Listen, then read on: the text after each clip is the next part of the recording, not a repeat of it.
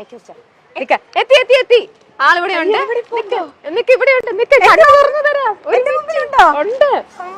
റെഡിയാണല്ലോ ചേച്ചി? പിന്നെ ഞാൻ പറയുന്നത് കേൾക്കുന്നുണ്ട്. കേൾക്കുന്നുണ്ട്. ഓക്കെ, കണ്ണു തീർക്കട്ടെ. യെസ്, അങ്ങനെ നമ്മുടെ സമ്മാനത്തിലെ നമ്മുടെ സർപ്രൈസ് ഗസ്റ്റിനെ കാണാം.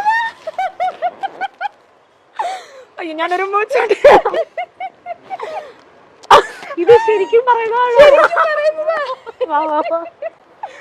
ഇവിടെ ഇരുന്നോ, അവിടെ ഇരുന്നോ, അവിടെ ഇരുന്നോ, കൂടെ ഇരുന്നോ. ഞാൻ ഇവിടെ അടുത്തിരിക്കുകയാണേ. ശരിക്കും പറയണതാണ് ചേച്ചി, ഞാനിത് ചേച്ചിക്ക് ശരിക്കും പറയുന്നു. ഇതിപ്പോ എന്താ പറയാ, ഇത്രയും നേരം ഞാൻ സർപ്രൈസ് കൊടുക്കാനായിട്ട് വന്ന് സ്വീറ്റി വിശ്വസിക്കുന്നില്ല.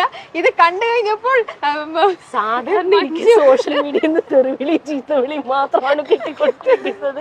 ആദ്യമായിട്ടാണ് ഞാൻ പൊട്ടിക്കരയും ചിലപ്പോ. ഞാൻ കരയാതെ പിടിച്ചു വെച്ചോണ്ടിരിക്കുക. ഞാന് മീഡിയ ബേസിൽ തന്നെയാണ് ആങ്കറിങ്ങും ഗ്രാഫിക് ഡിസൈനിങ്ങും. സ്വീറ്റി. എവിടെ വീട്? ആലപ്പുഴ. ഇത് മാത്രമേ വരുന്നുള്ളൂ. മഞ്ജു പത്രോസ് എന്ന് പറഞ്ഞ ഒരാളെ കാണാൻ വേണ്ടിയിട്ട് ഇവിടെ എറണാകുളത്ത് ഹോളിഡേ ഇൻ ഹോട്ടലിൽ വന്ന് താമസിക്കായിരുന്നു. ചുമ്മാ, സത്യം. എന്നെ കാണാൻ കേൾക്കുമ്പോഴത്തോട്ട് വന്നപ്പോ എപ്പോ വിളിച്ചാലും തിരുവനന്തപുരത്തല്ലേ, ഷൂട്ടിങ്ങിന്റെ തിരക്കിലല്ലേ, അവിടെ ഒന്നും ഇല്ലല്ലോ.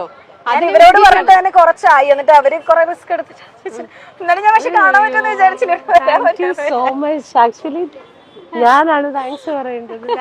സത്യമായിട്ട് ഇവര് കണ്ണു തുറക്കുമ്പോ കൂടെ എന്നോട് പറയും ഇത് നമ്മുടെ പ്രാങ്ക് എപ്പിസോഡ്. ഞാൻ ഇവിടെ പറഞ്ഞിട്ട് വരുന്നു പ്രാങ്ക് എപ്പിസോഡാന്ന് പറയുന്ന വിചാരം. സത്യമായിട്ട് ഞാൻ കാണാൻ പറ്റുന്നില്ല. സത്യത്തിൽ വിശ്വസിക്കാൻ പറ്റുന്നില്ലല്ലേ.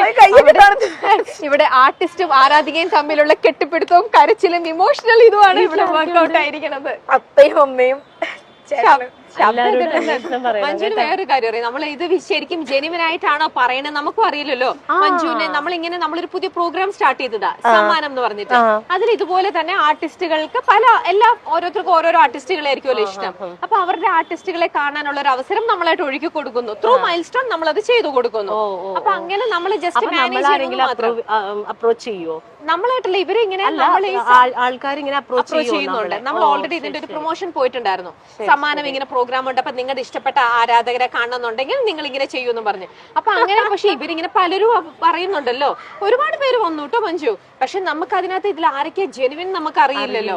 അപ്പൊ അതില് വന്നു കഴിഞ്ഞപ്പോഴത്തേക്ക് ഇവിടുന്ന് സ്വീറ്റ് പറഞ്ഞതെന്ന് വെച്ചാല്, സ്വീറ്റ് വെറുതെ അല്ല ഭാര്യയിലെ രണ്ടുപേരും കരയാ. വെറുതെ അല്ല ഭാര്യയിലെ അന്ന് മുതൽ ഒരു 100 ഫോട്ടോസ് അയച്ചു തന്നിരിക്കണത്. എത്ര വയസ്സുണ്ട്? ക്യാമറ എനിക്ക് ഞാൻ 10ാം ക്ലാസ്സിൽ പഠിക്കും. ഇപ്പൊ എത്ര വയസ്സുണ്ട്? 24. അത്രയൊന്നും തോന്നൂലട്ടോ. അല്ലെ, ഞാൻ വീട്ടിലെല്ലാവർക്കും അറിയാം. ഞാൻ വീട്ടിലും വലിയ കാര്യമായിട്ട് എപ്പോഴും പറയാറുണ്ട്. എനിക്ക് ചേച്ചിനെ കാണുമ്പോ എനിക്ക് ഭയങ്കര ഇഷ്ടം. എന്തുകൊണ്ടാ, ഇനിയെങ്കിലും പറയും, എന്തുകൊണ്ടാ മഞ്ജു ചേച്ചിന് ഇത്ര ഇഷ്ടം? എന്താണെന്നറിയോ, മഞ്ജു ചേച്ചിനെ പോലെ ആക്ട് ചെയ്യണമെന്നുണ്ടോ? എനിക്ക് ഭയങ്കര ഇഷ്ടം അത്. ചേച്ചിനെ അല്ലല്ല, ചേച്ചി മറ്റേ എനിക്ക് കൂടുതലും ഭയങ്കര ഒരുങ്ങിയിട്ടൊക്കെയാണ് നമുക്ക് എപ്പോഴും നമ്മുടെ ലുക്ക് ഇഷ്ടമെങ്കിൽ എനിക്ക് ചേച്ചി മറ്റേ നൈറ്റി ഒക്കെ ഇട്ടിട്ട് ഭയങ്കര നാച്ചുറലാ. അപ്പൊ എനിക്ക് ഭയങ്കര ഇഷ്ടം. പിന്നെ പണ്ട് തൊട്ടേ ഞാൻ വീട്ടിൽ പറയും, കൊച്ചിലെ അപ്പയെടുത്തും അമ്മയെടുത്തൊക്കെ എപ്പോഴും പറയാറുണ്ട്. പിന്നെ എനിക്ക് ഭയങ്കര ഒരാളോട് ഇഷ്ടം തോന്നാൻ അങ്ങനെ പ്രത്യേകിച്ച് എന്തെങ്കിലും കാരണങ്ങളൊക്കെ ഉണ്ടാവണമെന്ന് ഉണ്ടാവില്ലായിരിക്കും അല്ലേ? അതാ ചിലർക്ക് ചിലർ നിങ്ങളെ ഇപ്പൊ പേഴ്സണലായിട്ട് ഒന്നും അറിയില്ല. നിങ്ങൾ ചെയ്ത കഥാപാത്രങ്ങളിലൂടെ തോന്നുന്നു. എനിക്കിപ്പോ തോന്നുന്നത്, എനിക്ക് പേഴ്സണലി ചോദിച്ചാൽ എനിക്ക് ഭയങ്കര ഇഷ്ടമുള്ള ആർട്ടിസ്റ്റ്. എനിക്ക് തോന്നുന്നു മഞ്ജുവിനെ ഇഷ്ടമല്ല എന്ന് പറയുന്ന ആൾക്കാർ ഈ സോഷ്യൽ മീഡിയയിൽ ചെയ്ത് വിളിക്കുന്ന കുറച്ച് അവരല്ലാണ്ട് അവരുടെ ടൈം പാസിന് വേണ്ടിട്ട് അവര് ചെയ്യുന്നതായിട്ട് തോന്നുന്നുള്ളൂ. അല്ലാതെ എനിക്ക് തോന്നുന്നില്ല മഞ്ജു ചെയ്ത ക്യാരക്ടറിൽ നിന്നൊക്കെ ആർക്കും അങ്ങനെ ഇഷ്ടപ്പെടാതിരിക്കാനൊന്നും ഒന്നുമല്ല. അപ്പൊ ഈ കുട്ടിയുടെ ഇഷ്ടം കണ്ടപ്പോഴേ ഞങ്ങൾക്ക് കുറെ പേര് ഇങ്ങോട്ട് അപ്രോച്ച് ചെയ്തപ്പോ അതിനകത്തുനിന്ന് സോർട്ട് ഔട്ട് ചെയ്തിട്ട് ഞങ്ങൾ ഈ ഒരു കുട്ടീനെ ഞങ്ങൾ ഞെട്ടിപ്പോയി.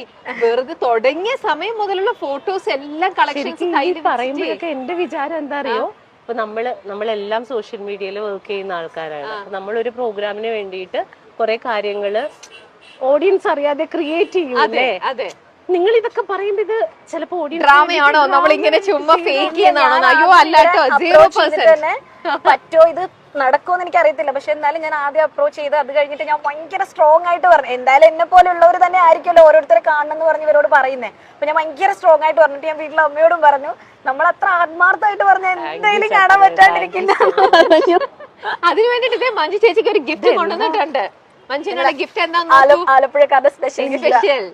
ആ അപ്പൊ മനസ്സിലായില്ലേ, അതിന്റെ ഷേപ്പ് കണ്ടപ്പോ തന്നെ മനസ്സിലായല്ലോ. ബോട്ട്. അതെ അതെ, വള്ളംകളിക്ക് ഈ പ്രാവശ്യം എന്നെ ഓർക്കണം, ആലപ്പുഴ ഓർക്കണം. വഞ്ചി ഒന്നും വേണ്ട, ഞാൻ എപ്പോഴും ഓർക്കും. അല്ലെങ്കിൽ ഓർക്കോ? അയ്യോ എനിക്ക് മഞ്ജു ചേച്ചി തന്നെ ആണല്ലോ പറയുന്നത്. പുതിയ വീട്ടില് വെച്ചേക്കാം കേട്ടോ. ഹാർട്ട് ബീറ്റ് കൂടി ഞാൻ മിക്കവാറും ഇവിടെ പാനിക് അറ്റാക്ക് ഇന്നത്തോടെ ഈ എപ്പിസോഡ്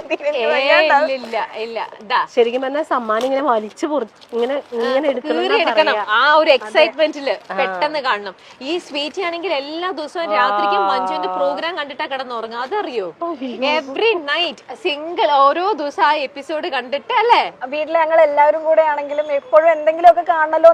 ഒന്നും ഇല്ലെങ്കിൽ പോലും ചേച്ചിയുടെ പ്രോഗ്രാം എപ്പോഴും ഉണ്ടാവും വീട്ടില്. മിക്കവാറും ചേച്ചിയുടെ സൗണ്ട് ഞങ്ങളുടെ വീട്ടിലുള്ള ഒരാളുടെ സൗണ്ട് പോലെയാ. എപ്പോഴും ഞങ്ങളുടെ വീട്ടിൽ കേൾക്കുന്ന ഒരു സൗണ്ടാ ചേച്ചി. ഉറങ്ങില്ല.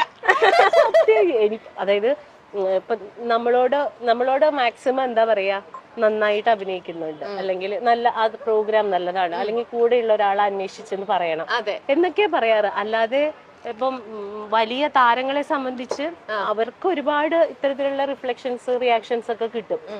ഇപ്പൊ നമ്മളെ പോലെയുള്ള ആളുകൾക്ക് അത് കുറവാ.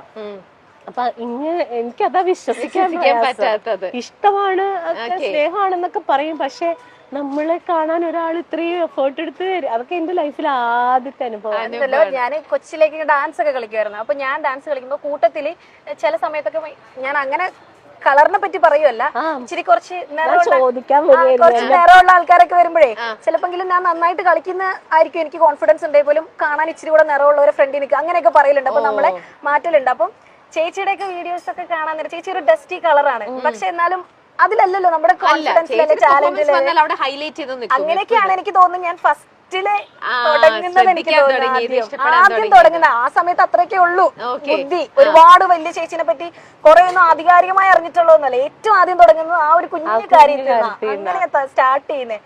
പിന്നെ സ്ഥിരമായിട്ട് കാണാൻ തുടങ്ങി മറിമായും. എനിക്ക് വന്ന് ബിഗ് ബോസ് ഒക്കെ കാണാൻ തുടങ്ങിയത് ചേച്ചി വന്ന്. ബിഗ് ബോസ് എന്ന് പറയുന്ന ഒരു ബഹളമുള്ള ഒരു പരിപാടി മാത്രമായിരുന്നു എനിക്ക്. ചേച്ചിയുടെ ഇതിൽ വന്നിട്ടാണ് അത് കാണുന്നത്. വീട്ടില് ഫോട്ടോസ് ഒക്കെ ഉണ്ട് എന്റെ റൂമിൽ. ഇനി ഒരു കാര്യം കൂടെ പറയേണ്ടതായിട്ടുണ്ട്. ഒരു തവണ ഈ സ്വീറ്റി കുറച്ച് ലൈഫിൽ കുറച്ച് സമയം ഡിപ്രഷനിൽ പോയി. ആ കഥയും കൂടെ പറഞ്ഞു കൊടുക്കുക, എന്തുകൊണ്ടാണ് ലൈഫിൽ ഡിപ്രഷനിൽ പോയത്? ഇതുപോലെയൊക്കെ തന്നെയുള്ള കാര്യങ്ങളൊക്കെ കൊണ്ട് തന്നെയാണ്. കാരണം ഞാന് ഇങ്ങനെ കുറെ കാര്യങ്ങളിൽ മുമ്പോട്ട് ആർട്ട് പരമായിട്ടൊക്കെ ചെയ്യാൻ, ഇപ്പൊ ആങ്കറിങ് ആണെങ്കിലും ഡാൻസിങ് ആണെങ്കിലും കലാപരമായിട്ട് മുമ്പിലോട്ട് വരുമ്പോ ചിലപ്പോ ഞാൻ നന്നായി ചെയ്യുമായിരിക്കും. അപ്പൊ എന്റെ കൂട്ടത്തിലുള്ള ആൾക്കാരൊക്കെ തന്നെ ആണെങ്കിലും അറിയാമെങ്കിൽ പോലും പിന്നെ അവര് വളർത്തില്ല. അവര് ഇങ്ങനെയുള്ള കാര്യങ്ങൾ പറഞ്ഞ് എന്നെ തളർത്താൻ നോക്കിയിട്ട് ഒരുപാട് വിഷമിച്ചിട്ടുണ്ട്. അമ്മയുടെ അടുത്ത് ഒത്തിരി കരഞ്ഞിട്ടുണ്ട്. അപ്പോഴൊക്കെ നമുക്കൊരു ധൈര്യമല്ലേ ചേച്ചിയൊക്കെ. പിന്നെ യൂട്യൂബ് ചാനൽ ഉണ്ടായിരുന്നില്ലേ ബ്ലാക്കീസ്, അത് സ്ഥിരം കാണുമായിരുന്നു. അത് കണ്ടോണ്ടിരുന്നപ്പം വീട്ടിൽ സ്ഥിരം പിന്നെ പ്രശ്നമായി. ഇങ്ങനെ ഭയങ്കര അഡിക്റ്റഡ് ആയിട്ട് ഇരുന്ന് കണ്ടിന്യൂസ് ഇരുന്ന് കാണും. ടൂ മച്ച് ഇരുന്ന് കാണുമ്പോഴത്തേക്ക് അപ്പൊ വീട്ടിൽ അവർക്ക് പ്രശ്നം തോന്നില്ല. ഇതെന്തിനാ നീ ഫുൾ ടൈം ഇങ്ങനെ മഞ്ജുവിന്റെ ഇങ്ങനെ കാണുന്ന? അങ്ങനെ വീട്ടിൽ കുറച്ച് പ്രശ്നമായി. അപ്പൊ ഇവൾക്ക് പിന്നെ കാണാൻ പറ്റുന്ന ഒരു സിറ്റുവേഷൻ ആയില്ല. അവരെന്തോ വഴക്ക് പറയുന്നു. അപ്പയ്ക്ക് കുറച്ചുകൂടെ മനസ്സിലാവുമായിരുന്നു. എപ്പൊ നോക്കിയാലും ഇതിങ്ങനെ കണ്ടോണ്ടിരിക്കുമ്പോഴേ അവർക്ക് മനസ്സിലാവുന്നില്ലല്ലോ. അപ്പൊ ഈ കുട്ടി എന്തിനാ ഈ മഞ്ജുവിന്റെ ഈ ബ്ലാക്കീസ് എപ്പോഴും കാണുന്നത്? അങ്ങനെ വീട്ടിൽ കാണരുത് എന്നും പറഞ്ഞുകൊണ്ടൊന്ന് ലോക്ക് ചെയ്തു. അപ്പൊ ഈ കുട്ടി ഒരിക്കലും പ്രതീക്ഷിക്കുന്നില്ല. അത്രയ്ക്ക് ഇഷ്ടമാണ് ഞാൻ ഒരിക്കലും ഇങ്ങനെ കാണാൻ പറ്റുന്നുള്ള. ഒരിക്കലും അമ്മ എപ്പിസോഡ് കാണുമ്പോ അമ്മയായിരിക്കും ചിലപ്പോ ആദ്യം കരയുന്നത്. സത്യമായിട്ടും അപ്പയ്ക്ക് മനസ്സിലാവും. ആ വിഷമമൊക്കെ മാറിയോ?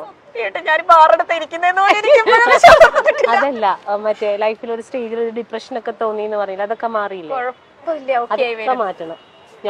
ഞാൻ ഇഷ്ടം പോലെ ഞാൻ അതായത് എനിക്ക് സ്റ്റേറ്റ് അവാർഡൊക്കെ കിട്ടിക്കഴിഞ്ഞതിന് ശേഷം പോലും ഇത്തരത്തില് എന്നോട് സംസാരിച്ച ആർട്ടിസ്റ്റുകളുണ്ട്.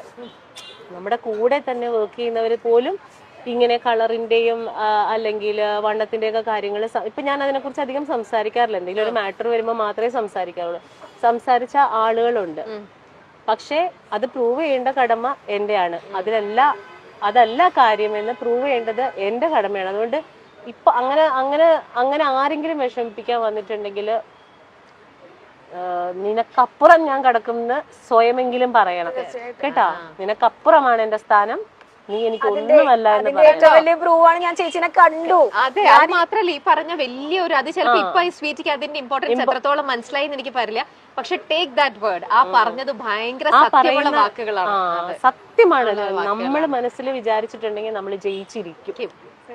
ഉറപ്പായിട്ടും ജയിച്ചിരിക്കും. നമുക്ക് അതുപോലെ തോൽപ്പിക്കാൻ തന്നെ ആർക്കും പറ്റില്ല. ഈ വെളിപാടിന്റെ പുസ്തകം ഇറങ്ങുന്നതിന് മുമ്പേ കുറച്ച് വണ്ണം വെച്ചും അന്ന് യൂട്യൂബിലൊക്കെ കുറച്ച് അന്ന് എന്തോ ഒരു ഇതിലൊക്കെ പറയുകയൊക്കെ ചെയ്ത് അന്ന് കുറച്ച് ഇതൊക്കെ വെളിപാടിന്റെ പുസ്തകമായിരിക്കില്ല, അതല്ലായിരുന്നോ ആ സിനിമയ്ക്ക് മുമ്പല്ലേ ലാലേട്ടന്റെ സിനിമ അത് മുന്തിരിവള്ളികൾ. മുന്തിരിവള്ളിയില്ല, ഓ സോറി, അത് ഓക്കെ. അപ്പൊ മുന്തിരിവള്ളികൾ തളിർക്കുന്നതിന് മുമ്പാണ് എനിക്ക് ആക്സിഡന്റ് ഒക്കെ ഉണ്ടായത്. അപ്പൊ അങ്ങനെ മുഖമൊക്കെ ഭയങ്കരമായിട്ട് വീർത്തു, കരിവാളിച്ച്, അങ്ങനെ സർജറിയുടെ പാടൊക്കെ. അതിൽ 11ാമത്തെ ദിവസം ഞാൻ അതിനകത്ത് പോയി അഭിനയിക്കണം. പ്ലാസ്റ്റിക് സർജറിയാ ചെയ്തത്. ഓ അപ്പൊ ഇങ്ങനെ അതിന്റെ ഈ സ്റ്റിച്ചസ് നമുക്ക് എടുക്കാൻ പറ്റില്ല, തനിയെ അതിങ്ങനെ നൂല് പുറത്തേക്ക് വന്നുകൊണ്ടിരിക്കും, തന്നെ പോണം. അപ്പൊ നമ്മൾ അഭിനയിച്ചുകൊണ്ടിരുന്ന ഒരു ടേക്ക് ഒക്കെ കഴിയുമ്പോ ഏതെങ്കിലും നൂലൊക്കെ ഇവിടെയൊക്കെ എനിക്ക് സ്റ്റിച്ച് ഉണ്ട്. ഈ കണ്ണിന്റെ ഇവിടെ ഒക്കെ സ്റ്റിച്ച് ഉണ്ടായിരുന്നതാ. ഇവിടെ ഇപ്പോഴും ഒരു പാടുണ്ട്, ഇവിടെ ഒരു കുഴിയുണ്ട്. ഇതൊക്കെ അതിന്റെ മാർക്സ് ആണ്. പക്ഷെ ആ ക്യാരക്ടർ വിധിച്ചിരുന്നത് എനിക്കാ. അതുകൊണ്ട് അത് പക്ഷെ എന്താണ്, ഒരു യഥാർത്ഥത്തിൽ കലയുള്ള ഒരാൾ ഒരു കലാകാരനെ വേദനിപ്പിക്കില്ല. യഥാർത്ഥത്തിൽ കലയുള്ള ഒരാള് ഒരു കലാകാരനെ ഇത്തരം കാര്യങ്ങൾ പറഞ്ഞ് ഞോണ്ടൂല. ശരിയാ, ഓക്കെ.